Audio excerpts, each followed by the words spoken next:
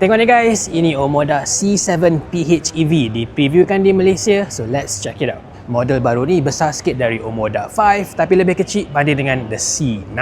Dan walaupun dia segmen sama dengan the Jeku J7, yang Omoda ni lebih besar and in fact lebih panjang dari Honda CR-V pun. And by the way, Omoda Jeku Malaysia memang tengah super busy lah sekarang ni. Dia baru saja tunjuk J5 EV yang akan keluar Q3 tahun ni, C7 ni pula akan keluar Q4 dan tahun depan akan ada Omoda C4 pula. Tapi model C7 ni tak adalah baru mana pun. Dia dah pernah tunjukkan dekat China lebih 2 tahun lepas. Dan dekat Malaysia pun dia first time preview tahun 2025. Yang uniknya, inilah model pertama Omoda Jeku yang didesain untuk pasaran ekspor sahaja. Dekat China tak boleh beli model ni. Anyway, desain kereta ni memang lain lah kalau banding dengan Jeku J7. Kalau Jeku tu nampak macam Range Rover, yang ni lebih stylo, lebih nampak macam say a Lexus RX pula. Gaya is definitely the main focus here sebab preview ni pun ditunjukkan dekat media launch KL Fashion Week. Yang kurang best, bumper depan kereta ni dia tak ada illuminated backlight pattern yang ada masa ditunjukkan kat China dulu. But the rest of it memang full spec habis. Rim dia 20 inci, tayar Continental, harap-harap tak tukar nanti untuk model CKD. Dan dekat belakang, lampu LED lightning bolt dia ni gaya maksimum.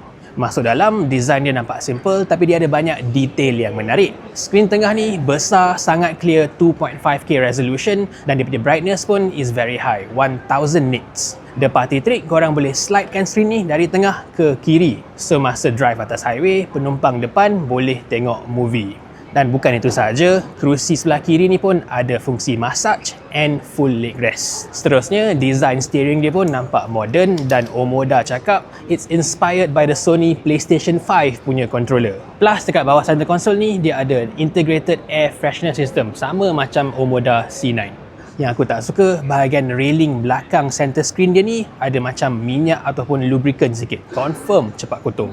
And untuk variant yang ada sliding screen ni tak dapat glove box pula. Dekat belakang, ruang dia cukup besar, mungkin boleh lawan Honda CR-V dan definitely lagi besar dari Jeku J7. Dan boot dia pun nampak luas. Onto engine, versi PHEV ni pakai 1.5 liter TGDI 4 silinder turbo plus 1 motor DHT.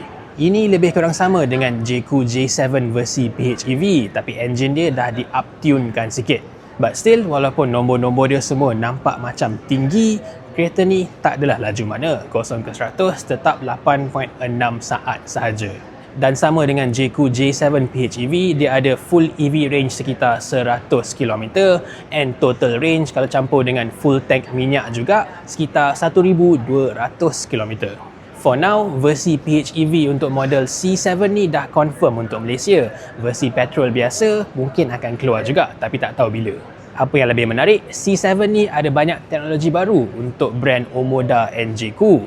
Brake dia pakai sistem brake by wire dan chassis pula dapat a double hydraulic suspension system. Dan kat dalam dia ada active noise cancellation, so cabin dia lebih senyap. Pasal harga, ONG Malaysia cakap kereta ni akan dipositionkan di atas J7 PHEV. So mungkin dia sekitar 170,000 macam tu. Even then, tu masih lagi lebih murah kalau banding dengan Honda CR-V Hybrid.